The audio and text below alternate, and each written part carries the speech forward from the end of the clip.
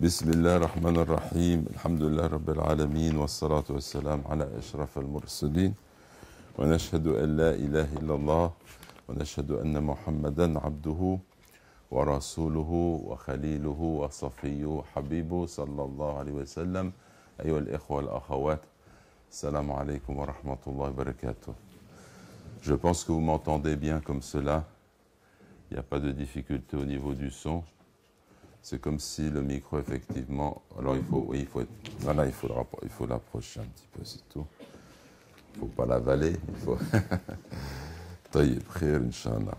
Alors, les priorités, en fait, au niveau de notre engagement islamique, au niveau de notre formation, voilà le sujet qui m'a été proposé par nos frères et par nos sœurs.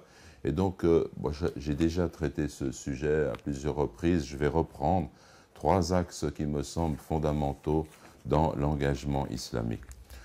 Le premier de ces axes est celui de la spiritualité. Donc, si maintenant on se pose la question entre nous, qu'est-ce qui est fondamental dans l'engagement islamique?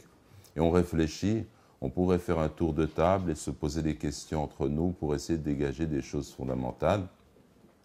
Ce qui m'est apparu, c'est que c'est d'abord la spiritualité. C'est-à-dire que pour tout musulman, musulmane, le plus important, c'est d'être au clair sur son lien avec Dieu, sur la connaissance de Dieu. Allah nous dit dans le Coran, وَمَا خَلَقْتُ الْجِنَّ وَالْإِنسَ إِلَّا لِيَعْبُدُونَ, je n'ai créé les djinns et les hommes que pour qu'ils m'adorent. Donc Dieu nous a créés pour son adoration, لِيَعْرِفُونَ, pour qu'ils me connaissent. Et donc le but, c'est vraiment, en fait, de cette existence, c'est vraiment de nous rapprocher de Dieu, d'apprendre à connaître Allah subhanahu wa ta'ala. Et donc, cette connaissance, elle se fait par, en fait, une approche du divin qui est liée à ce que l'on appelle le dhikr, le rappel. Wala dhikrullahi akbar, et le rappel de Dieu est plus grand.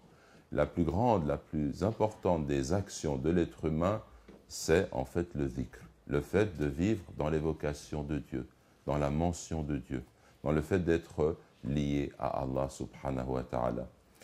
Et cette pratique du dhikr, elle se fait notamment à travers ce que nous pouvons retirer de la tradition prophétique en tant que telle. Il y a quelque temps, j'avais traduit le texte de l'imam Hassan el-Banna sur el-Ma'thurat. Ma'thurat, c'est un traité qu'il a composé dans lequel on nous parle de l'importance de l'évocation, l'invocation avec la récitation régulière du Coran, et puis le fait de pratiquer cela le matin, le soir, de pratiquer ces évocations que l'on dit à toute occasion et d'être ainsi relié à notre Créateur. Si aujourd'hui, maintenant, à l'instant, il y avait une panne de courant, eh bien on n'aurait plus de lumière, je ne pourrais plus vous parler avec ce micro, et alors il serait absurde de se dire qu'il faut réparer le micro, qu'il faut changer les néons, etc., etc. Non, il faut simplement rétablir le courant. Si aujourd'hui, nous avons des difficultés au niveau des individus dans la communauté, et dans la communauté en tant que telle, c'est simplement parce que le courant ne passe pas. Et ce courant, pour nous, pour chacun d'entre nous, c'est le dhikr, c'est le fait d'être lié à notre Créateur. Ala bi dhikrillahi tatma'innul qulub, certes, c'est dans le rappel de Dieu que les cœurs se tranquillisent. Cela signifie qu'il faut vraiment considérer que c'est là l'axe fondamental qui nous lie à notre Créateur subhanahu wa ta'ala. J'ai avec moi constamment El-Ma'thurat, un petit livret, et j'essaye quand je suis en voyage, mais même lorsque je suis chez moi, le matin et le soir, de lire El-Adhkar et de ne jamais laisser cette pratique. Donc voilà la priorité des priorités. Il y a un hadith qui vous dit, le Coran vous dit, وَلَا ذِكْرُ اللَّهِ أَكْبَرُ, et le rappel de Dieu est plus grand. Donc ça, c'est le Coran. Et bon, on a interprété cette parole de diverses façons, mais l'essentiel, c'est qu'elle exprime clairement que nous sommes la communauté du dhikr. Et puis, vous avez dans le hadith le fait qu'il nous est rapporté que le dhikr est plus méritoire que le fait, par exemple, de combattre dans la voie de Dieu pour défendre la vérité et d'être tué, qu'il a plus de valeur que le fait d'avoir de l'or et de l'argent et d'en faire aumône. Subhanallah, walhamdulillah, wa la ilaha illallah, wallahu akbar. Être lié à notre Créateur, c'est la source du bien et c'est vraiment l'essentiel de la vie spirituelle d'un croyant. La spiritualité, elle a un axe par rapport au Créateur, dans le dhikr, dans l'adoration, la prière. Quand on parle bien entendu du dhikr, on parle aussi de la prière parce que « wa aqimus salata li dhikri » et accomplis la prière à mon rappel ou pour te rappeler, pour te souvenir. Les deux interprétations sont possibles et cela signifie que la prière n'a été instituée que pour nous permettre de pratiquer le dhikr, ce qui est le plus important. Donc cela signifie que je vais déjà dans ma vie avoir, si vous voulez, la pratique du dhikr le matin, le soir, également j'aurai la pratique de la lecture du Coran, chaque jour je vais lire une partie du Coran, la pratique de la prière 5 fois par jour. Vous allez voir que je vais meubler ma vie d'une autre façon par un lien qui est constant avec le Créateur. Et cette prière que j'accomplis 5 fois par jour, ce n'est pas une parenthèse dans ma vie active. C'est l'essentiel et le reste est une parenthèse par rapport à l'adoration d'Allah. C'est le contraire de ce que nous faisons. Pour beaucoup d'entre nous, on est préoccupé jour et nuit par les choses de la vie. On se dit « Ah, j'ai ma prière à accomplir » et on la réalise d'une certaine façon pour avoir fait notre prière, pour ceux qui pratiquent, puis on passe à quelque chose qui nous semble plus important. C'est le contraire qui doit être vrai dans l'islam. La mosquée, elle est au cœur de la cité. Et on va à des activités diverses, mais on revient à la mosquée pour prier, pour se purifier, et elle est le centre de tout. Donc il faut remettre la spiritualité au centre de nos vies. Le deuxième élément, c'est horizontalement qu'il se conçoit dans la spiritualité, c'est la fraternité. C'est-à-dire qu'il faut envisager que dans notre conception de l'islam, on n'est pas simplement dans un rapport à Dieu qui va nous écarter de la communauté, mais un rapport à Dieu qui va unir les croyants autour d'une même foi. Et cette communauté, ce n'est pas un choix. Cette union n'est pas un choix. Allah nous dit dans le Coran, et tenez-vous tous au lien de Dieu et ne vous divisez pas. Cette parole comprend un ordre, l'obligation d'être unis, et une interdiction, l'interdiction justement d'être divisé. L'union en islam n'est pas un choix, ce n'est pas une option, c'est une obligation. Les musulmans doivent comprendre qu'ils doivent être unis, qu'ils doivent s'unir, qu'ils doivent vraiment réaliser cette union. Ce n'est pas un choix. Je ne peux pas en islam me disputer avec quelqu'un et puis le laisser au-delà de 3 jours et continuer ainsi dans la division. Je ne peux pas, au niveau de cette communauté, considérer que parce que d'autres envisagent le travail islamique d'une façon qui ne correspond pas à ma façon de voir, nous sommes divisés. Non, on peut très très bien accueillir au sein de cette communauté une diversité de points de vue, de façons de travailler en étant complémentaires. Mais le message essentiel de l'islam, c'est un message d'amour, de fraternité. Et si je perds de vue cela, si je mets les moyens avant les fins, si j'oublie que les deux choses importantes, c'est de glorifier Dieu, l'unicité, et d'être unis entre nous, et qu'au lieu de tendre vers cela, je fais passer mes objectifs avant l'amour que je dois à mes frères et à mes sœurs en islam, eh bien je me trompe. Un frère, une sœur, ce n'est jamais un moyen de faire les choses pour réaliser telle et telle activité, c'est en fait une fin. L'activité est là pour renforcer ces liens de fraternité en tant que tels. Et donc, il faut aller toujours dans le sens de cette union. Le deuxième point concernant les priorités, c'est celui de la formation. Et la formation, elle suppose une saine compréhension de l'islam. Cela signifie que je dois, en fait, comprendre l'islam tel qu'il est en réalité. Et il est important que les musulmans aient cette vision qui soit claire de l'islam. On ne veut pas d'un islam qui est morcelé, un islam dont on prend certains aspects pour en rejeter d'autres. L'imam Hassan al-Banna, rahimahullah, dans l'un de ses principes qu'il avait donné, disait en substance: l'islam est une organisation complète qui englobe tous les aspects de la vie. C'est à la fois un État et une nation, ou encore un gouvernement et une communauté. C'est également une morale et une force, ou encore le pardon et la justice. C'est également une culture et une juridiction, ou encore une science et une magistrature, c'est également une matière et une ressource, ou encore un gain et une richesse, c'est également une lutte dans la voie de Dieu, un appel, ou encore une armée, une pensée, c'est enfin une croyance sincère et une saine adoration. L'islam, c'est tout cela de la même façon. Donc vous observez qu'il a mis les choses qui sont en règle générale les plus importantes, c'est-à-dire la croyance sincère et la saine adoration vers la fin, alors que c'est le plus important dans cette pensée, et qu'il a fait passer tous les autres aspects de la vie. L'islam touche tous les domaines de la vie en tant que tel, une dimension politique, économique, culturelle, et sociale. Tous les domaines sont concernés, et il faut saisir, avoir une idée de l'islam qui englobe tous ces aspects. Également, il faut avoir une conception de l'islam qui définit l'islam par un retour aux sources, c'est-à-dire le Coran et la Sunna. Lorsque, aujourd'hui, on essaie de déterminer ce qu'est la position de l'islam, officiellement, si vous voulez, sur une question donnée, on n'a pas à interpréter les choses au-delà de ce que la révélation dit clairement. On a deux sources, le Coran et la Sunna. Et il y a une priorité pour déterminer ce que dit l'islam, à revenir à ces sources, le Coran et la Sunna. Exemple, la question du voile pour les femmes. Certains ont prétendu que ce n'est pas une obligation inscrite dans les textes et ils se sont trompés. Dans deux passages du Coran, il y a l'obligation pour la femme de porter le voile. Dans la tradition, dans la Sunna, est indiquée l'obligation de porter le voile. Et donc cela fait partie des règles de l'islam.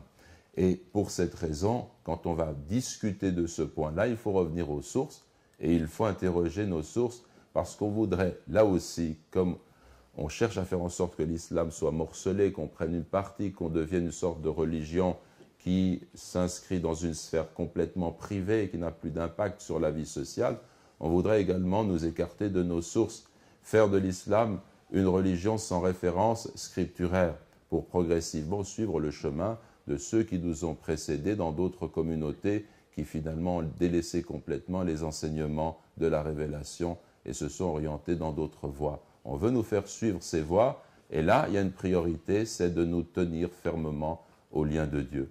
On a dit « Wa'atasimu bihablillahi jami'an wa la tafarraqu ». Observez que dans ce passage coranique, il est dit « Tenez-vous tous au lien de Dieu ». Quel est ce lien? Les commentateurs nous disent que le lien, c'est en fait le pacte que nous avons avec Dieu, c'est le lien de foi, dans le sens de Eddin, de la religion, nous avons un engagement vis-à-vis de Dieu, il faut tous nous y tenir.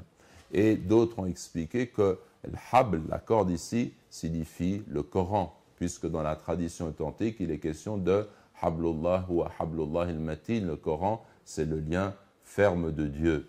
Donc c'est comme si on était tous invités ensemble à nous tenir au Coran ensemble, et de cette façon réaliser notre union parce que c'est ce Coran qui est entre nous et qui est justement qui nous permet de le réaliser. Il y a un hadith d'ailleurs qui est intéressant dans lequel notre prophète sallallahu alayhi wa sallam nous a dit Dieu vient en aide au serviteur dans la mesure où il vient en aide à son frère. Et celui qui emprunte un chemin vers le savoir, un chemin là en quête de connaissance, Dieu lui facilite une voie vers le paradis.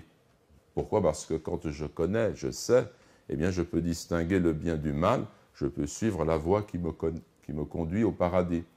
Et puis il est dit ensuite وَمَا اجْتَمَعَ قَوْمٌ فِي بَيْتٍ مِّن بُيُوتِ اللَّهِ يَتْلُونَ كِتَابَ اللَّهِ وَيَتَدَارَسُونَهُ بَيْنَهُم إِلَّا نَزَلَتْ عَلَيْهِمُ السَّكِينَةُ وَغَشِيَتْهُمُ الرَّحْمَةُ وَحَفَّتْهُمُ الْمَلَائِكَةُ وَذَكَرَهُمُ اللَّهُ فِي مَنْ عِندَهُ.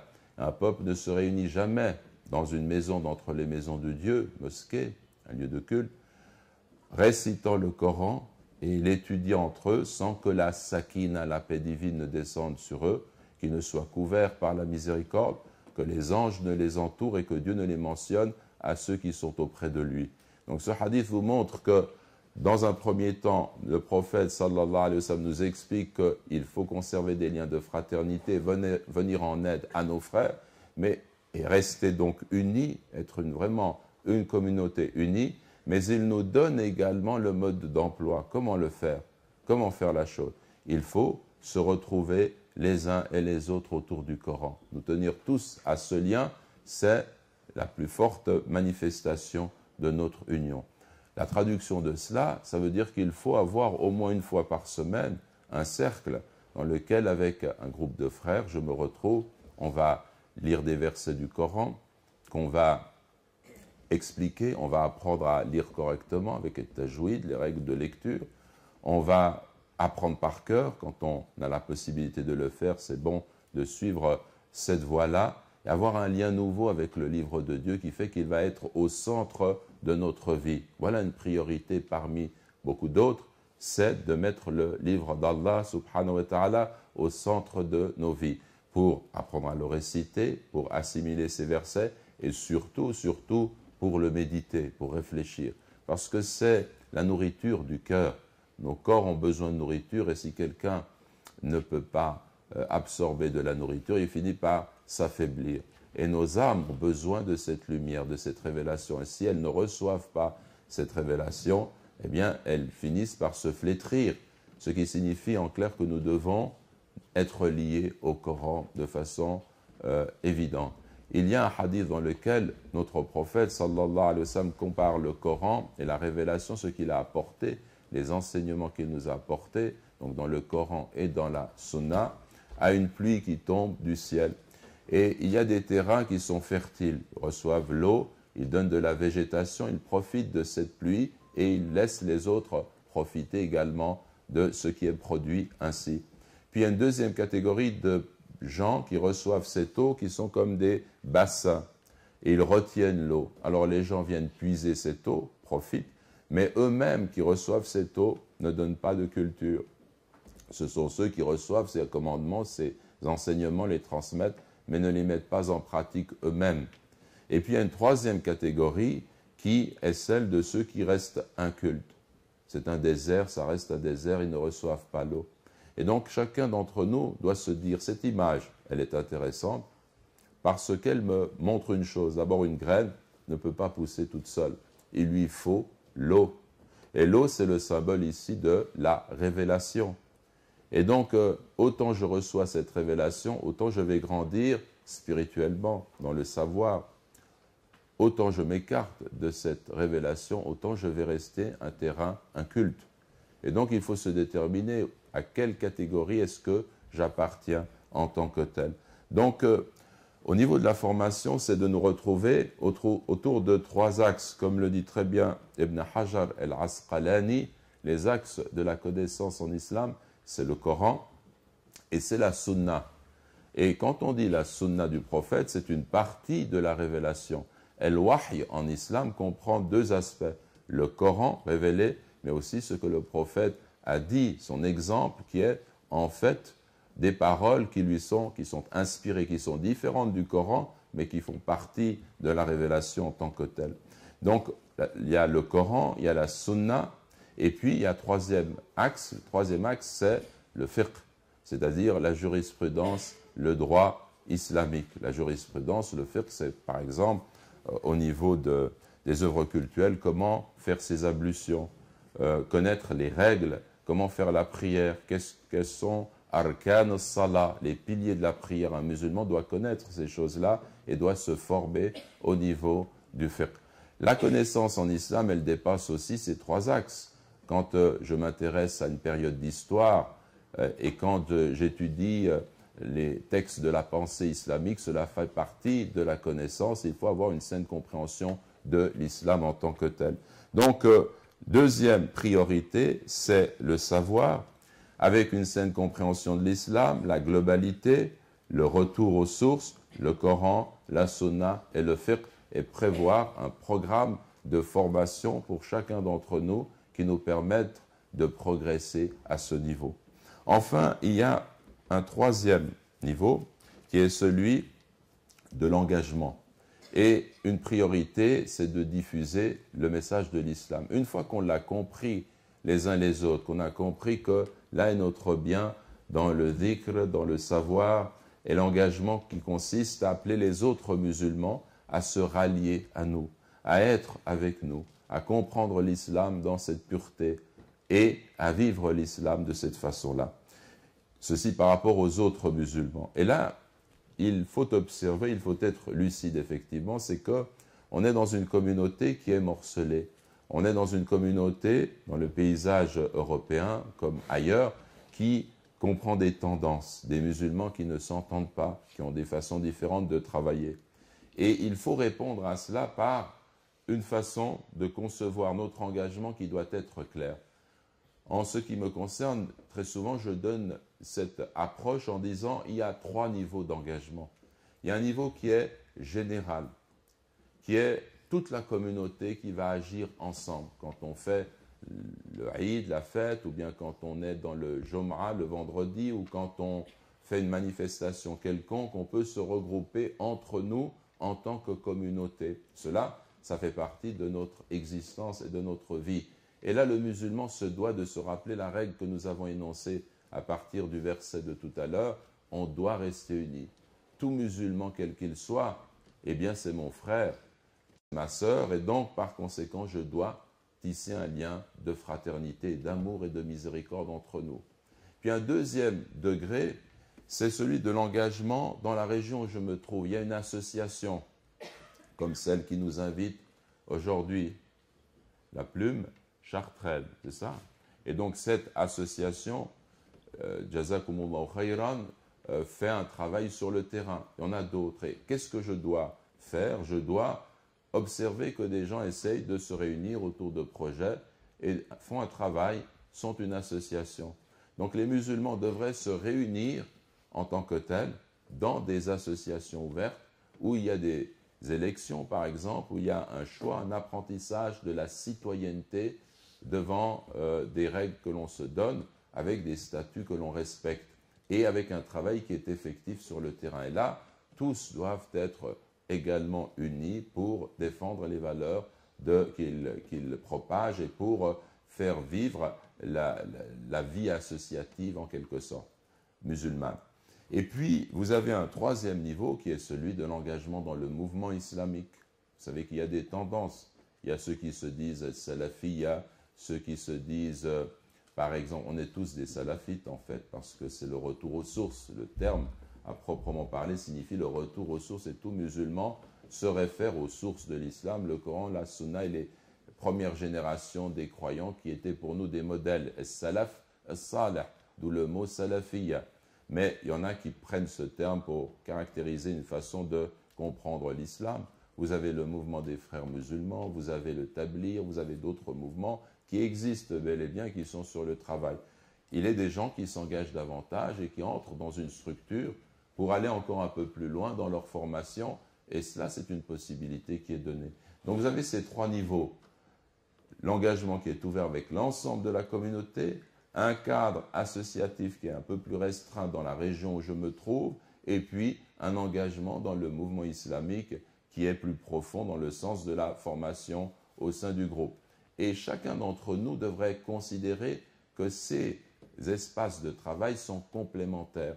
On est trop, encore aujourd'hui, dans l'idée qu'il faut exclure l'autre. Si je travaille de cette façon, eh bien je ne peux pas considérer ce que fait l'autre. Mais non, tout le monde occupe la place qu'il peut occuper selon ses disponibilités et ses compétences. Telle personne ne pourra pas faire autre chose que de participer à un effort collectif général de temps à autre, parce qu'elle ne peut pas faire autrement. Telle personne a une vocation à s'engager dans un cadre associatif et à mener un groupe, en être le leader. Et telle personne a des dispositions pour travailler en profondeur dans le sens du mouvement islamique. Il faut que nous nous complétions ainsi dans ce cadre-là. Également, dans ce qui concerne le troisième point, il y a l'ouverture sur les non-musulmans. C'est-à-dire que nous sommes, nous, une communauté qui transmet un message. Et là aussi, c'est une priorité d'expliquer ce qu'est la réalité de l'islam, de nous poser la question de savoir dans quelle mesure nous pouvons transmettre ce message et surtout quels sont les moyens que nous nous donnons par rapport à des gens qui ne connaissent rien de l'islam pour montrer que c'est un message de fraternité, d'amour vis-à-vis des musulmans et vis-à-vis des non-musulmans, que le message de l'islam est un message qui est extrêmement beau. Et donc il faut s'engager dans ce sens-là et il faut travailler à diffuser le message de l'islam. Comment? Il y a beaucoup de façons de faire. Vous savez, on dit souvent qu'aujourd'hui, l'islamophobie gagne du terrain. On dit aussi que par l'image, on gagne les esprits parce que l'image est à l'émotion, ce que le concept est à la réflexion. L'image, elle est très forte dans les sociétés contemporaines.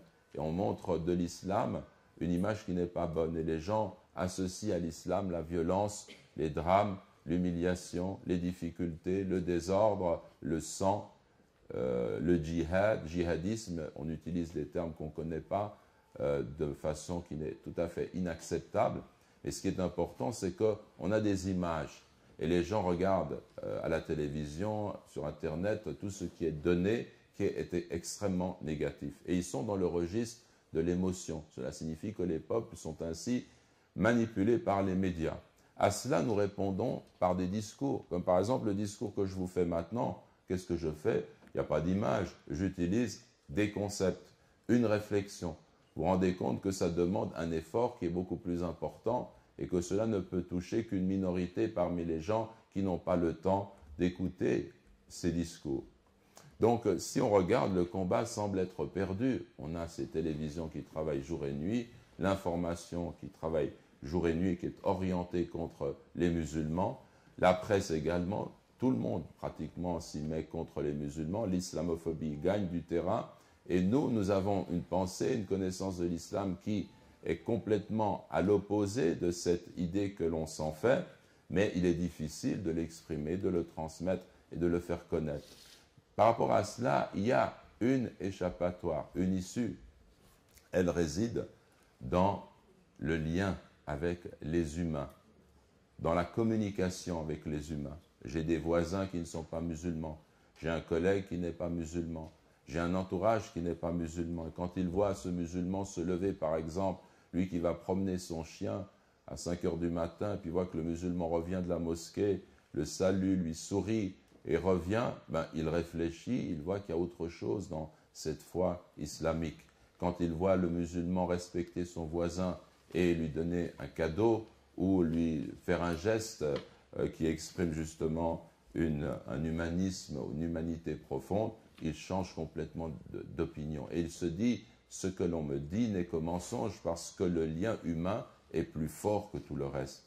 Donc nous devons nous poser la question de savoir dans quelle mesure nous devons nous engager à ce niveau-là dans des liens qui sont fraternels avec les non-musulmans pour leur faire connaître les principes de l'islam. Donc voilà, je ne veux pas être trop long aujourd'hui parce qu'on parle de priorité et en fait, on a défini 3 choses qui sont fondamentales. La première, c'est au niveau de la spiritualité, le lien avec Dieu et le lien avec nos frères et renforcer ces liens. Deuxièmement, au niveau de la formation, il faut changer d'attitude, il faut revenir à nos sources, il faut reprendre le goût de l'étude, le Coran, la Sunna, les hadiths et également le fiqh, une formation, mais également la culture islamique en général. Et troisièmement, l'engagement dans la société pour amener les musulmans à s'unir et puis amener les musulmans qui ne sont pas dans la pratique à pratiquer et l'engagement vis-à-vis des non-musulmans dans le sens de l'ouverture et de la transparence pour transmettre les vérités de l'islam qui sont tant méconnues. Voilà, wa jazakumullahu khairan, wa alhamdulillah rabbil alamin, wa salatu wa salam ala ashraf al-mursalin.